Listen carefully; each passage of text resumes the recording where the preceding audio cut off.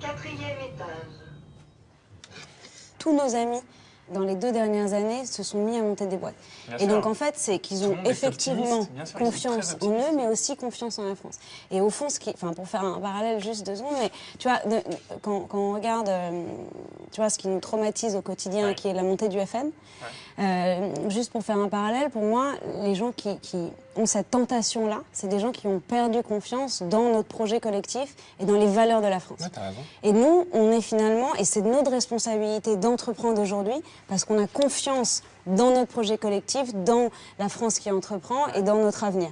Et on se mettrait pas autant en danger si on n'était pas convaincu qu'on y arriverait. Mais donc t'as raison.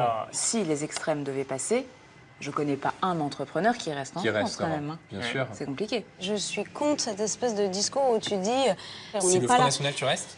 Mais je pense que c'est pas la bonne façon d'aborder le On sujet. fera tout, nous, au quotidien, pour que ça passe pas. Et par contre, si malheureusement ça passe, ça sera plus un pays dans lequel on se sentira chez nous. Tu vois, moi, je suis... Et même au-delà des valeurs, tu vois, non républicaines et autres, enfin, économiquement, c'est un bien pays sûr. qui ira dans le On n'y mur. croira plus.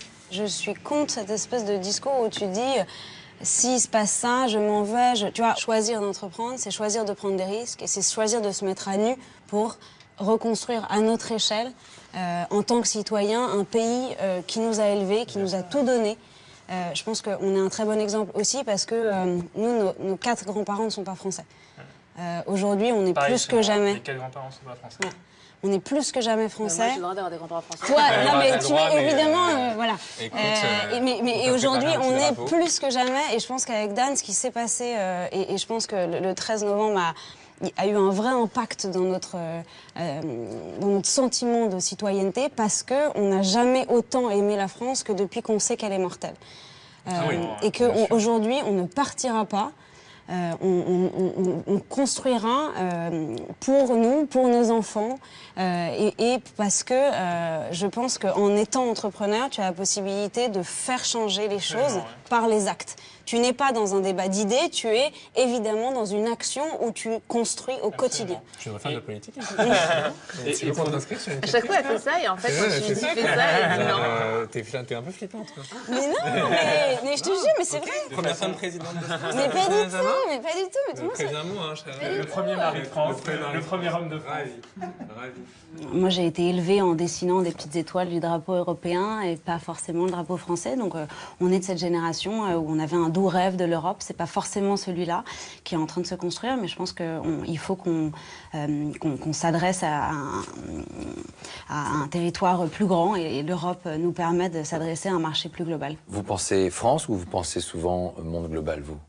Je pense global en étant évidemment dans une culture française, une culture de l'impertinence, de l'insoumission, de la curiosité et de la République au sens noble du terme. Et je pense qu'en étant en France, on peut construire de très belles choses. Donc ce mot mondialisation, qui peut être aussi effrayant, pour vous, il est une évidence. Je ne pense pas que c'est effrayant, je pense que le changement est une chance et une opportunité qu'il faut savoir les saisir. Est-ce que votre optimisme, vous n'avez pas la sensation qu'il vous vient également comme un héritage de votre histoire familiale? Est-ce que c'est une possibilité? C'est une possibilité. Mes grands-parents ont fui pas mal de révolutions un peu partout dans le monde et je pense que... Alors lesquelles? Ma mère est née à Cuba, elle est partie pendant la Révolution. Mes grands-parents sont d'origine slave et donc voilà, je suis ce mix culturel et on a toujours su aller de l'avant et je pense qu'encore une fois, partout où on va, on a des opportunités à saisir. Vous êtes la preuve vivante que l'immigration est une richesse pour la France. Bien sûr. Je suis là aujourd'hui parce qu'à un moment donné, on a tendu la main à mes grands-parents, à mes parents, et qu'il faut aujourd'hui être à la hauteur.